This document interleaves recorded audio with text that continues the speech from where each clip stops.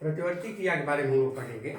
अभी हम लोग मस्तिष्क के बारे में पढ़े, रीढ़ रज्जु स्पाइनल कार्ड के बारे में पढ़े, लेकिन इसके बाद प्रतिवर्ती क्रिया। जंतुओं में दो प्रकार की क्रियाएं होती हैं, एक इच्छा से होती हैं, जंतु की इच्छा से, और दूसरी बिना इच्छा के। तो जो बिना इच्छा के होते हैं उनको अनैच्छिक क्रिया कहते हैं। तो बिना इच्छा के होने वाली क्रियाओं का संचालन, नियंत्रण, नियमन रीढ़ रज्जु या स्पाइनल कार्ड के द्वारा होता है। तो जंतुओं के शरीर में भीतरी बाहरी वातावरण के जो परिवर्तन मिल रहे हैं, उनके अनुरूप शरीर में होने वाली अनैच्छिक क्रियाएं जो स्पाइनल कार्ड के नियंत्रण में हों, उसको हम प्रतिवर्ती क्रियाएं कहते हैं।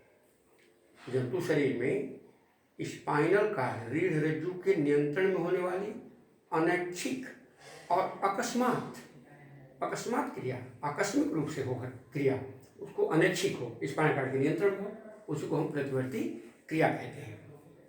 जैसे बादल गरजा, ऐसे चौंक गए, छींक आ गई, हठात छींक आ गई, ऐसे जम्हाई लिए, ऐसे उठे जम्हाई ले रहे हैं, ये अनैच्छिक बिना इच्छा के, आँख की पलकें गिर रही है, हृदय की धड़कन चले, स्वतः हो रही है या वातावरण के प्रभाव से, उद्दीपन के प्रभाव में हो रही है, ये अनैच्छिक होगी। इस तरह से बिना इच्छा के होने वाली क्रिया को हम प्रतिवर्ती क्रिया कहते हैं। भोजन की गंध आ गई, भोजन को देखे मुंह में लाल बन गया, सलाइवा, सोच नहीं खाए, फिर भी ऐसा हो जाना, अनैच्छिक हो रही, बिना इच्छा के। तो अनैच्छिक क्रियाएं दो तरह की होती हैं। पहली होती है शर्त विहीन, जिसको अनकंडीशन या सरल प्रतिवर्ती क्रिया कह सकते हो। सरल प्रतिवर्ती क्रिया,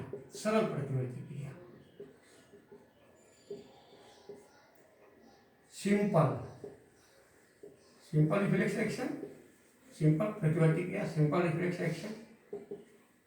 इसको अनकंडीशन भी कहते हैं, कंडीशन माने शर्त, माने शर्त विहीन, हिंदी को कह सकते हैं शर्त विहीन, बिना शर्त के।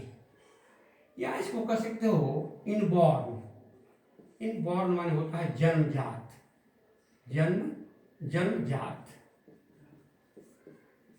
वह प्रतिवर्ती क्रिया जो जन्मजात हो, जन्म से ही हो, स्वतः ऑटोमेटिक होती रहे, जीवन पर्यंत होती रहे, जन्म से हो, तो उसको हम कोई शर्त नहीं है, शर्त भी बिना शर्त की, अनकंडीशन है और जीवन भर होती रहती है।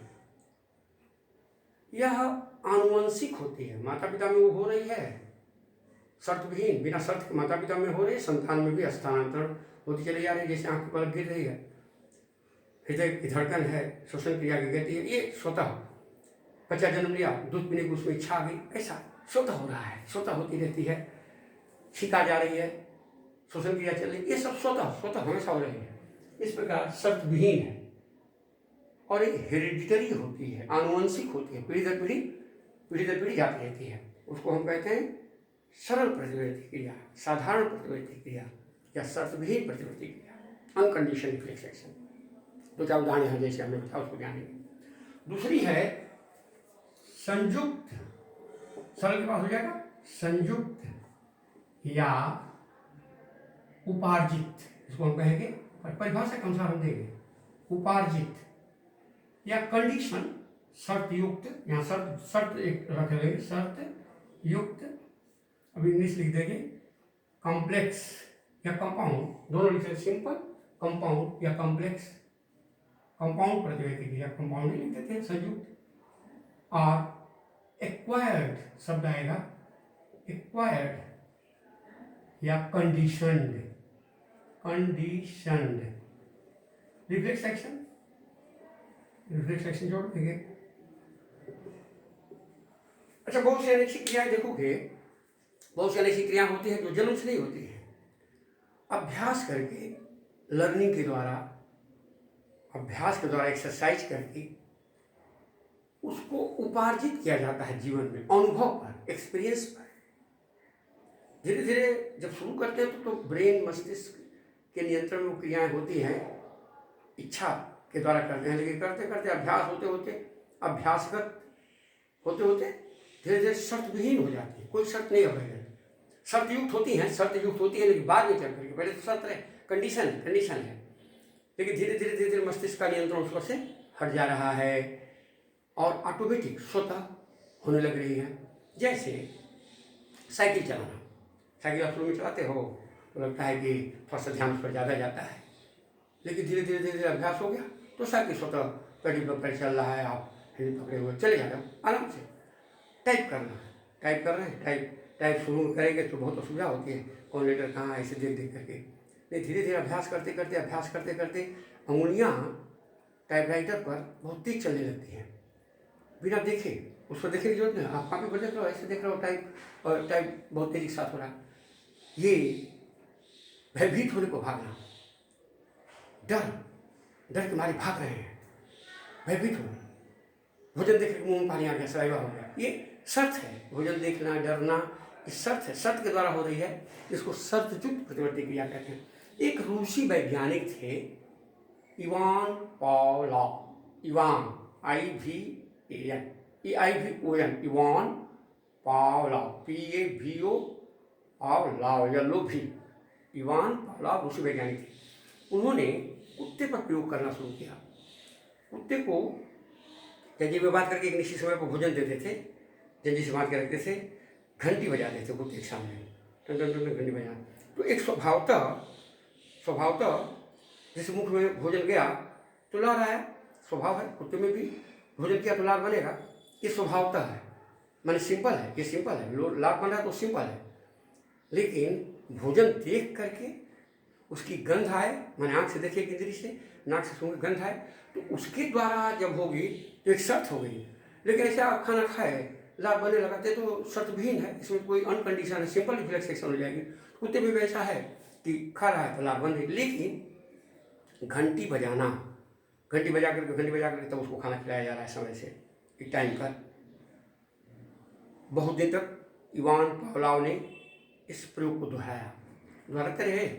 तो कुछ समय के बाद, कुछ महीनों लग गए इसमें, अभ्यास जब हो गया, उसको अभ्यास हो गया, अभ्यासगत हो गई, तो जीवन से अनुभव उसको मिला। घंटी बजाने पर खाना मिले, तो घंटी बजाने के बाद उसके मुंह में लार बनने लगता था।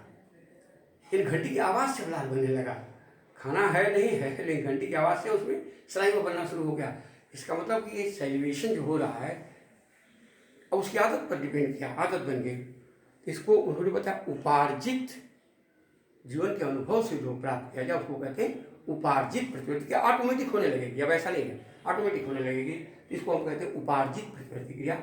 जैसे भयभीत होने को भागना, बादलों की गड़गड़ाहट सुन करके, पटाखे की जोर की आवाज़ सुन करके चौंक जाना, साइकिल चलाना, टाइप करना, ये बहुत सारी क्रियाएं हैं जो अनैच्छिक है, बिना इच्छा के हो रही है। अब ये अनैच्छिक क्रिया हो कैसे है, प्रश्न है, उसकी क्रिया विधि। जैसा कि मैं बता रहा था कि न्यूरॉन के बारे में जब हम बताया कि संवेदी न्यूरॉन संवेदी अंग से संवेदना को लेकर के केंद्रीय तंत्रिका तंत्र में आता है। केंद्रीय तंत्रिका तंत्र के दो भाग हैं, मस्तिष्क और रीढ़ हृदय स्पाइनल कार्ड। तो स्पाइनल कार्ड की बात यहाँ कर रहे हैं, रिफ्लेक्स एक्शन, जिससे स्पाइनल कार्ड के फंक्शन में हमने बताया था कि प्रतिवर्ती क्रियाओं का नियंत्रण करना। तो पहले ग्राही अंग त्वचा है, ग्राही अंग से उद्दीपन लाया जाएगा संवेदी न्यूरॉन के द्वारा। और स्पाइनल कार्ड का अगर हम अंदर से रचना देखें, आंतरिक रचना, तो स्पाइनल कार्ड के पृष्ठ मूल डार्सल रूट से होकर के उसके ग्रे मैटर में आएगा। अब यहाँ एक डायग्राम की बात समझेंगे, यहाँ डायग्राम बनाएगा, देखो ध्यान से। ये स्पाइनल कार्ड का आंतरिक, स्पाइनल कार्ड की आंतरिक रचना है। अब यहाँ पर है ये त्वचा है, त्वचा देखो, त्वचा है ग्राही अंग, ये ग्राही अंग का त्वचा है। जैसे त्वचा में पिन चुभा दी जाए, किसी गर्म वस्तु से त्वचा छू जाए, यहाँ दो चीज हमने समझाने की कोशिश किया है। इसी के द्वारा यहाँ एक उदाहरण, ये हाथ है, हाथ देखो कार्यकारी अंग हम लोगों का हाथ है, इसको गर्म जल में डुबाया गया है, ये गर्म पानी है, गर्म जल है, गर्म जल में हाथ की उंगली को ऐसे डाला गया, तो ये त्वचा है। ग्राही उष्मा, दर्द, पेन, पिन चुभाई जाए, गर्म पानी दिया जाए, जो भी कांटा छूट जाए, तो चाहे पैर में हो चाहे हाथ में, एक ही चीज होगा।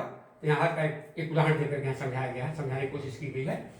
तो ये जाएगा कहाँ से, ये ले आ रहा है, ये संवेदी न्यूरॉन है। देखो ये क्या है, संवेदी न्यूरॉन, ये पृष्ठमूल में होता है संवेदी न्यूरॉन, स्पाइनल कॉर्ड के पृष्ठमूल में, यहाँ लिखा हुआ है संवेदी न्यूरॉन, ये पृष्ठमूल में है।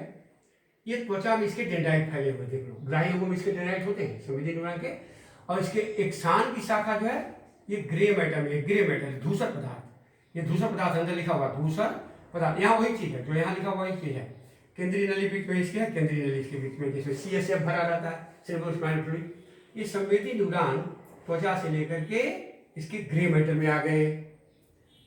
न्यूरॉन तीन तरह के हमने बताया था, कार्य करता है संवेदी न्यूरॉन, चालक न्यूरॉन, उसको प्रेरक भी कर सकते हो हिंदी में, मोटर न्यूरॉन अंग्रेजी में, प्रेरक या चालक न्यूरॉन। संवेदी को सेंसरी न्यूरॉन, ऑपरेंट न्यूरॉन भी कहते हैं, अंदर की तरफ आ रहा है। मोटर को इफरेंट न्यूरॉन भी कहते हैं, बाहर जा रहा है। अब यहाँ बीच में, दोनों के बीच में सिनेप्स बनेगा। यहाँ एक सिनेप्स देखिए बना, मिलेगा नहीं, सिनेप्स वाली जगह पर कोई खाली जगह रहती है, हमने बताया था न्यूरो ह्यूमर, एसिटाइलकोलिन, एक तरह का हार्मोन पाया जाता है, स्राव होता है। तो यहाँ पर एक न्यूरॉन बीच में, देखिए बीच में न्यूरॉन बनाया गया, ध्यान से देखेंगे तो क्लियर दिखाई देगा, यहाँ बीच में न्यूरॉन बनाया गया ना, संयोजक न्यूरॉन, जिसको एडजस्टर न्यूरॉन या एसोसिएशनल न्यूरॉन कहते हैं। खूब बढ़िया समझिए, बड़ा ध्यान से, बड़ा आसान है, बहुत आसान है। सर्वप्रथम जब किसी व्यक्ति के हाथ में पिन चुभती है या पैर में कांटा चुभे या पिन चुभे, चाहे गर्म वस्तु से छू जाए, ठंडी काफी ठंडी वस्तु से छू जाए, सब कंडीशन में, तो त्वचा से ये ग्राही अंग हुआ रिसेप्टर, ग्राही अंग से संवेदी न्यूरॉन उस संवेदना को, उद्दीपन की संवेदना को स्पाइनल कॉर्ड के रीढ़ रज्जु के पृष्ठमूल से होते हुए उसके ग्रे मैटर में ले आते हैं, ग्रे मैटर में ले आएंगे, व्हाइट, बाहर व्हाइट मैटर श्वेत रंग, अंदर ग्रे मैटर है, ग्रे मैटर में ले आते हैं। संवेदी न्यूरॉन के एक सिरे का संबंध ग्रे मैटर में स्थित, ये भीतर रहेगा, बाहर नहीं रहेगा, कौन, संयोजक न्यूरॉन, ग्रे मैटर में स्थित संयोजक न्यूरॉन के एक सिरे से सिनेप्स बनता है। तो ये जो उद्दीपन आया त्वचा से, ठंडा गर्म चाहे पीड़ा का जो भी उद्दीपन आया, वो उद्दीपन इस संयोजक न्यूरॉन ने एक सिरे पर ट्रांसफर होकर चला आया और उसको ले लिया। और संयोजक न्यूरॉन के दूसरे सिरे का संबंध देखो यहाँ है, दूसरे का संबंध क्या है, चालक न्यूरॉन या प्रेरक न्यूरॉन, हमने लिख दिया है चालक न्यूरॉन या प्रेरक न्यूरॉन के एक सिरे से। यह उद्दीपन जो है संवेदना जो आई, उद्दीपन ना आई, तो ये एडजस्टर न्यूरॉन ने इसको दे दिया, किसको दे दिया, चालक न्यूरॉन को। अब चालक न्यूरॉन वहां से आवेग के रूप में या प्रतिचार के रूप में, सिनेप्स का एक बहुत बढ़िया फंक्शन होता है, यह संवेदी संवेदनाओं को चालक में बदलता है, प्रेरक में, चालक में बदलता है, प्रेरित कर रहा है। यहाँ प्रेरक न्यूरॉन इसलिए प्रेरित कर रहा है, यहाँ से आवेग को, यहाँ से रिस्पॉन्स को, प्रतिचार को अब लेकर कहाँ जाएगा, प्रभावी अंग, प्रभावी अंग एक पेशी है, इसको कार्यकारी अंग कहते हैं। प्रभावी इफेक्टर को हिंदी में क्या कह सकते हैं, कार्यकारी, कार्य करने वाला अंग, हाथ है, पैर की पेशियां हैं, कार्य कौन करेगा, पेशियां काम करती हैं, इंद्रिया हमारी ग्रहण करती है, आँख कान नाक जीभ त्वचा में चुभी, उसको ग्रहण किया। और इस त्वचा में पेशियां, मांसपेशियां हैं, मांस जुड़ी पेशियां, मांसपेशियां, पेशियों में सब कुछ अंग से हुआ और झटके से हाथ हट गया। बड़ी तेज क्रिया हो, बड़ी तीव्र गति से होती है, पता ना आपको नहीं चलेगा, कांटा छूने के साथ साथ, गर्म वस्तु छूने के साथ साथ, रोटी बन रही गर्म तवा से हाथ छू गया और झटके से हट गया। तो ये इतना तेज हुई कि बहुत कम समय लगता है, बहुत कम समय। अब फिर से बात देख लीजिए ध्यान से। सर्वप्रथम जब किसी व्यक्ति के पैर में कांटा, हमें खुद आप उदाहरण ले रहे हैं, पैर में कांटा चुभता है तो उस कांटे के चुभने की पीड़ा को, उद्दीपन को संवेदी न्यूरॉन के डेंड्राइट त्वचा से ग्रहण करके, देखो डेंड्राइट पता कैसे फैला, डेंड्राइट त्वचा से ग्रहण करके स्पाइनल कॉर्ड के पृष्ठमूल डॉर्सल रूट से होते हुए स्पाइनल कॉर्ड के धूसर पदार्थ ग्रे मैटर में ले आते हैं। स्पाइनल कॉर्ड के ग्रे मैटर में संवेदी न्यूरॉन के का संबंध एसोसिएशनल न्यूरॉन या एडजस्टर न्यूरॉन, जिसको संयोजक न्यूरॉन कहते हैं, उसके एक सिरे से होता है, यहाँ एक सिनेप्स बनता है। यह उद्दीपन जो है कांटा छूने का संयोजक न्यूरॉन ग्रहण करता है। संयोजक न्यूरॉन के दूसरे सिरे का संबंध, यहाँ दूसरा सिरा है, यहाँ दूसरा सिरा है, दूसरा सिरा प्रेरक न्यूरॉन, मोटर न्यूरॉन, उस मोटर न्यूरॉन के एक सिरे से होता है, जिससे यह संवेदना, कांटा छूने की संवेदना प्रतिचार के रूप में, आवेग के रूप में मोटर न्यूरॉन द्वारा, चालक न्यूरॉन द्वारा या प्रेरक न्यूरॉन द्वारा पैर की मांसपेशियों तक पहुंचाया जाता है, जिससे पेशियां कार्यकारी अंग या प्रभावी अंग होती हैं।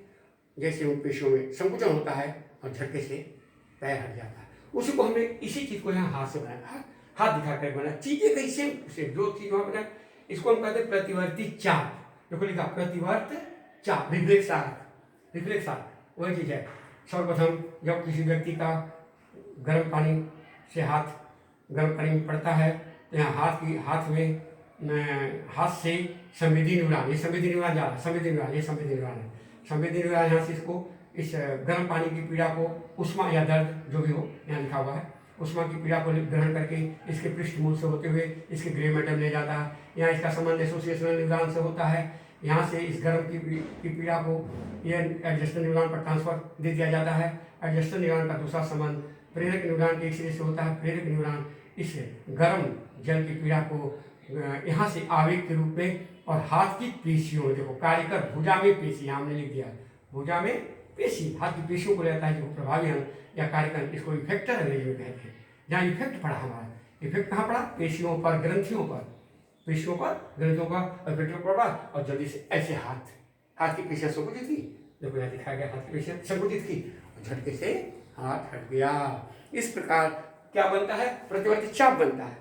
तो प्रतिवर्ती चाप कैसे बना, ग्राही, अब यहाँ पर लिखेंगे प्रतिवर्ती चाप में क्या हुआ, पहला रिसेप्टर ग्राही, ग्राही के बाद क्या हुआ संवेदी तंत्रिका, लाइन से ये प्रतिवर्ती चाप के अवयव हो जाएगा। सेंसरी संवेदी न्यूरॉन यहाँ हम लिख देते हैं, तंत्रिका ना लिखकर हम न्यूरॉन लिखते हैं क्योंकि न्यूरॉन से नर्व बनती है, तंत्रिका में गलत नहीं होगा। सेंसरी न्यूरॉन हम यहाँ लिख रहे हैं, सेंसरी न्यूरॉन ये अवयव हो जाएगा। सेंसरी न्यूरॉन से आएगा नर्व सेंटर माने स्पाइनल कार्ड, नर्व सेंटर माने स्पाइनल कार्ड में आएगा। तंत्रिका केंद्र इसको हिंदी में कहेंगे, तंत्रिका केंद्र नर्व सेंटर में आएगा। और नर्व सेंटर से आ रहा है, फिर नर्व सेंटर से देखो एसोसिएशनल न्यूरॉन माने संयोजक न्यूरॉन पर जाएगा, नर्व सेंटर में ही है, संयोजक न्यूरॉन पर जा रहा है। संयोजक न्यूरॉन से चालक न्यूरॉन, चाहे प्रेरक न्यूरॉन भी आप लिख सकते हो, चालक न्यूरॉन या प्रेरक न्यूरॉन। और प्रेरक न्यूरॉन से कहाँ आएगा, प्रभावी या कार्यकारी अंग। ये क्लियर हो गया, स्पष्ट कार्यकारी अंग जिसको इफेक्टर कहते हैं। इस तरह से इससे क्या बना, ये बना आपका प्रतिवर्ती चाप, प्रतिवर्त चाप, रिफ्लेक्स आर्क। इसके अवयव बहुत ध्यान से याद कर लोगे, इफेक्टर चला गया। इस प्रकार हम देखते हैं कि प्रतिवर्ती क्रिया में, प्रतिवर्ती चाप की एक लाइन की परिभाषा सुनिए, प्रतिवर्ती क्रिया में जिस निश्चित पथ से होकर के संवेदनाओं का संवहन होता है, उस पथ, वो पथ एक आर्क, एक चाप की तरह से बन जाता है, उसी को हम रिफ्लेक्स आर्क कहते हैं। और प्रतिवर्ती क्रियाओं का दैनिक जीवन में महत्व भी बहुत सारा है, इससे बड़ा लाभ भी है। ये प्रतिवर्ती क्रियाएं जो हो रही है ना, इससे बहुत जीवन में, दैनिक जीवन में हम लोग के रोजमर्रा के जीवन में बहुत सारे लाभ हैं प्रतिवर्ती क्रियाओं के। जैसे पलकों का झपकना, इसका लाभ हम देखते हैं, पलकों का झपकना, ब्लिंकिंग ऑफ आई, खांसना, कफिंग, COUGHING, छींकना। जो सिलेबस में उसी की बात जाने के बहुत सारा उदाहरण आएगा, स्नीजिंग, ये 3 उदाहरण सिलेबस में दिया गया है। अब तीनों को उदाहरण दो, प्रतिवर्ती क्रिया से लाभ हो गया। जैसे हम लोग जा रहे हैं रास्ते में, आँख के पलकों के सामने कोई छोटा सा कीड़ा आ गया, अपने से पलक झपक गई, ब्लिंकिंग ऑफ आई, जिससे वो कीड़ा से आँख की रक्षा होगी, ये सुविधा होगी। दूसरा है खांसना, जब हम खा रहे थे यहाँ सांस नली और भोजन की नली दोनों की छिद्रें, कभी कभी भोजन का कण जो है सांस नली में चला जाता है, प्रवेश करता है, तो जोर से खांसती है। जब खांसे तो भोजन का कण हट गया, ये प्रतिवर्ती क्रिया है। अब आप जान के नहीं कर रहे हो, इच्छा से नहीं करो, अरे ठीक हो जाएगी, स्वतः जोर से खांसी आ जाएगी, और खांसी आने के बाद जो है स्वतः सुरक्षा कर रही है। और छींकना, नाक के अंदर कोई पदार्थ चला जाता है, जोर से छींक आई और पता चल के इस प्रकार हम देखते हैं कि प्रतिवर्ती क्रियाओं से दैनिक जीवन में प्रतिवर्ती क्रियाओं का बहुत महत्व है। इसके बाद जो है, अब हम लोग इसके बाद आँख के बारे में आगे पढ़ेंगे।